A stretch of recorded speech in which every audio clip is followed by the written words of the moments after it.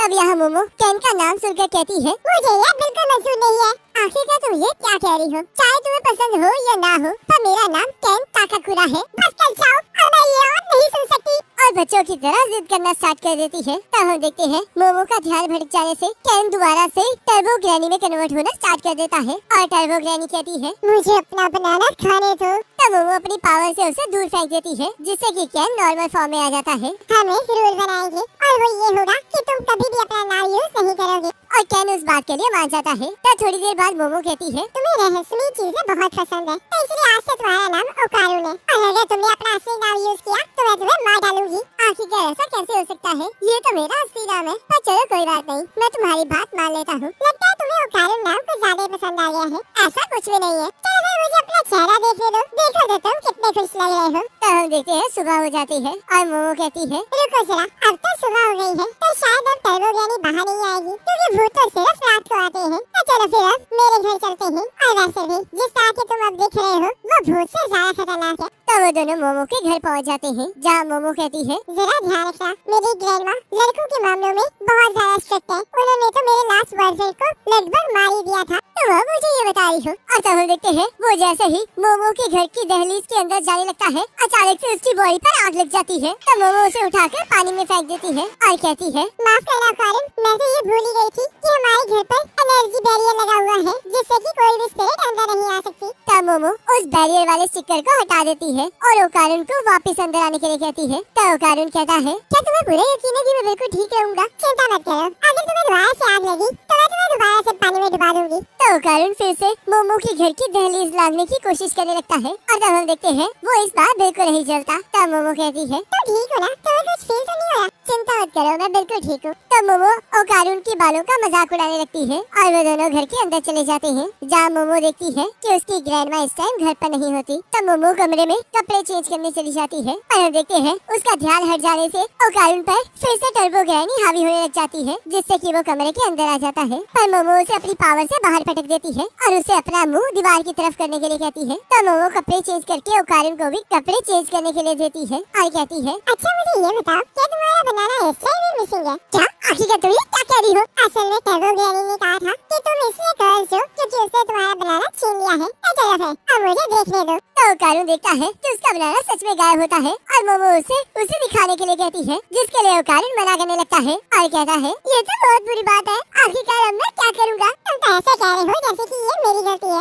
ये तुम्हारी गलती है क्योंकि तुमने ही मेरे साथ वो शर्त लगाई थी। आखिरकार तुम ये क्या कह रहे हो? मैं तो तुम्हारी उस रहस्यमयी स्टोरी से इंटरेस्टेड भी नहीं थी। वो तुम ही थे जो मेरे साथ बार-बार बातें कर रहा था और इसी वजह से हमारे बीच में लड़ाई हुई थी। मैं तुम्हारे साथ इसलिए बार-बार बातें कर रहा था क्योंकि मुझे एक दोस्त की जरूरत थी, तो इसलिए मैं उस चांस को मिस होने नहीं देना चाहता था, जिस वजह से मैंने तुम्हारे साथ वैसे बात की। और मुझे समझ में आ गया है कि तुम एक अलग दुनिया में रहती हो और मेरे जैसे लड़के का तो तुम्हारे साथ बात करना भी अलाउड नहीं है। तो इसलिए प्लीज मुझे माफ कर देना कि मैंने तुम्हें इतनी बड़ी मुश्किल में डाल दिया। जब सब कुछ ठीक हो जाएगा तब तुम मुझे दोबारा से इग्नोर कर सकती हो। मुझे यही बात तुम्हारे अंदर अच्छी नहीं लगती कि तुम खुद ही सोच लेते हो कि बाकी लोग क्या कहना चाहते हैं। तुम्हारे दोस्त इसलिए नहीं है क्योंकि तुम खुद ही उन्हें दूर कर देते हो। और ये कहना बंद करो कि मैं तुम्हें इग्नोर करूंगी। और चलो अब रहस्यमयी चीजों के बारे में बात करते हैं। तो ओकारुन मोमो को बदसूरत कहने लगता है और वो दोनों आपस में लड़ना स्टार्ट कर देते हैं। पर तभी उनके घर की डोरबेल बजनी स्टार्ट हो जाती है और ओकारुन कहता है, लगता है तुम्हारी ग्रैंडमा वापस आ गई है। चुप करो,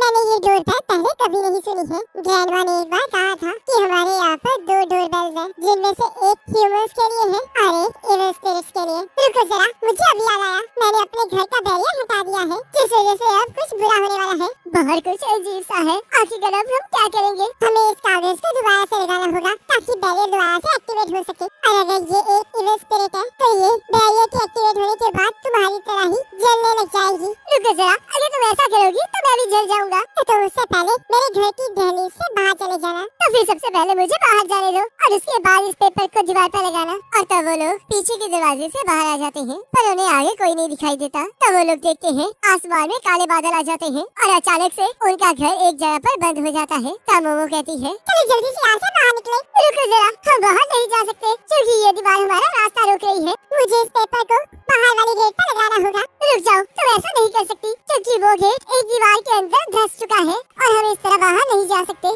आखिरकार अब हम क्या करेंगे? तभी मोमो देखती है कि उसकी नाक में से खून निकल रहा होता है और यहाँ ओकारुन की नाक से भी खून निकल रहा होता है। तब मोमो सोचती है ये सब कुछ पक्का इस ब्लैक फॉग की वजह से है। तभी उनके सामने एक स्पिरिट आ जाती है जो कि कहती है आखिरकार मैंने तुम्हें ढूंढ ही लिया। तुम लोग बुरे इंसान हो जिन्होंने अपना वादा तोड़ा है। और उन पर हमला कर देती है और वो दोनों उसके हमले से बच जाते हैं। तो ओकारुन और मोमो डर के मारे वहाँ से भागने लगते हैं और वो स्पिरिट उन पर हमला करना स्टार्ट कर देती है। तब वो स्पिरिट कहती है मुझे बनाना दे दो और उन पर हमला कर देती है और वो दोनों उसके हमले से बच जाते हैं। तब मोमो कहती है आखिरकार ये किस तरह की स्पिरिट है? रुको जरा, क्या तुम्हारे पास कोई दूसरा बनाना भी है? ऐसा कुछ नहीं है। और वैसे भी ये एक एलियन है। इसे देखकर मैं कह सकता हूँ कि ये एक फ्लैटफुट मॉन्स्टर है। इन्हें पहली बार यूनाइटेड स्टेट्स के फ्लैटफुट टाउन में देखा गया था और जापान में ये यामानाशी प्रीफेक्चर में दिखे थे। जहाँ इन्हें 3 मीटर एलियन नाम दिया गया। अगर ऐसी बात है तो वो डोर पर कैसे बची? क्या ये एलियंस घोस्ट की नकल उतार रहे थे?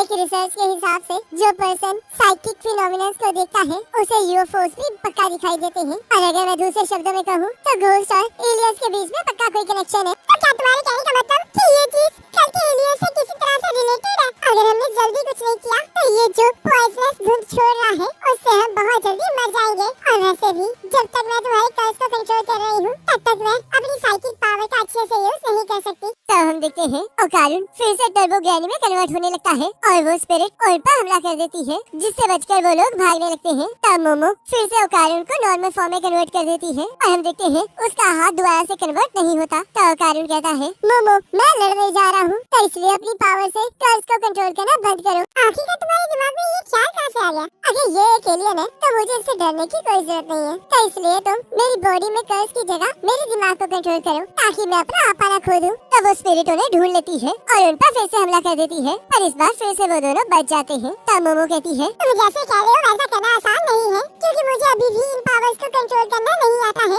तुमने सही कहा और शायद अगर मैं लकी रहा तो शायद मैं भी टर्बो ग्रैनी की पावर को कंट्रोल कर सकूं। मैं किसी भी चीज की गारंटी नहीं देने वाली। तब मोमो अपनी पावर को कंसंट्रेट करने लगती है और तभी वो स्पिरिट उन पर हमला कर देती है और हम देखते हैं ओकारू टर्बो ग्रैनी की पावर को यूज करके उसे और मोमो को बचा लेता है और कहता है ये तो बहुत कमाल की बात है। लगता है मेरे अंदर बहुत ज्यादा पावर आ गई है और मुझे फिर भी बहुत ज्यादा डिप्रेस्ड फील हो रहा है। तुम्हारी पर्सनैलिटी तो बिल्कुल बदल गई है ओकारू। मेरा माइंड इस टाइम बिल्कुल क्लियर है और मेरी फीलिंग्स बहुत ज्यादा डाउन है। आखिरकार तुम इस तरह की बात कर रहे हो? मुझे माफ कर देना कि मैं थोड़ा अजीब तरह का बंदा हूँ। ये सब कुछ कहना बंद करो। मेरे जैसे पर्सन को तो इस दुनिया से गायब हो जाना चाहिए। इस तरह बात करना बंद करो। तुम सच में मुझे बहुत ज्यादा तंग कर रहे हो। तो वो स्पिरिट फिर से उनके सामने आ जाती है और ओकारुन कहता है लगता है मुझे इससे लड़ना ही होगा पर मैं पहले बता दूं कि इसका कोई फायदा नहीं होने वाला। और तब हम देखते हैं वो स्पिरिट ओकारुन को अपने हाथों में दबा लेती है पर ओकारुन उसकी उंगलियों को काट कर बच जाता है और कहता है मेरी बॉडी ने जो कुछ भी किया वो खुद किया। तो ये है टर्बो ग्रैनी की पावर्स।